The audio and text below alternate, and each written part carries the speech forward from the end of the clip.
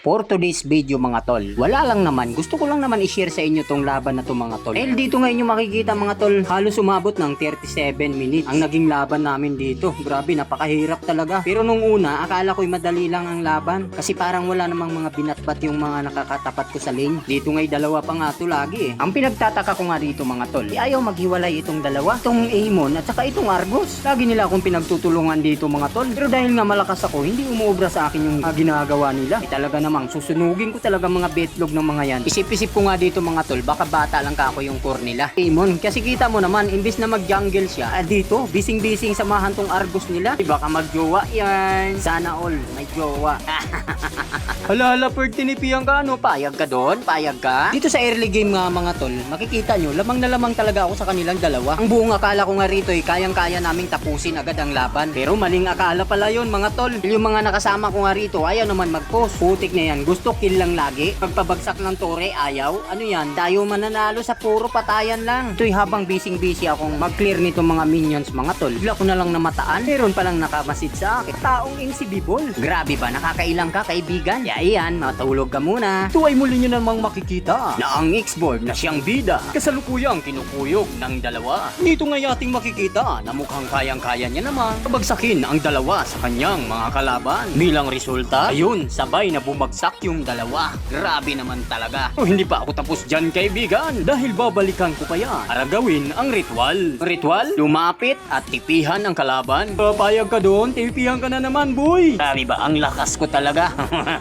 At sa kanilang muling pagkabuhay mga tol, huli na namang nakipagtagisan sa akin ang lakas itong dalawa. Ngunit kahit anong gawin nila ay talagang hindi sila umuobra. Naman ang nakatapat nila ay immortal na ang galawan. Grabe naman talaga, napakayabang mo talaga kaibigan. Napakayabang mo at ang cute mo pa. Yun nga lang, nung di pa uso ang mga tao, aray mo. 20 minutes later.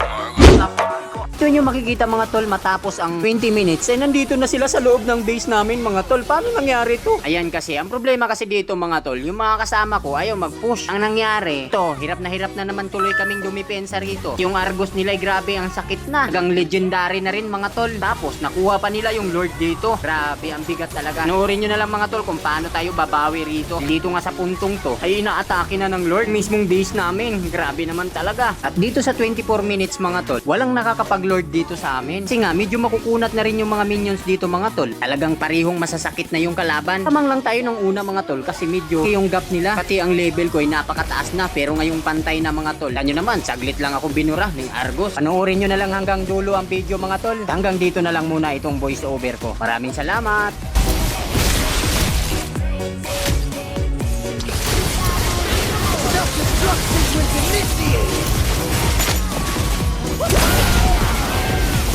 You've only got yourself to blame.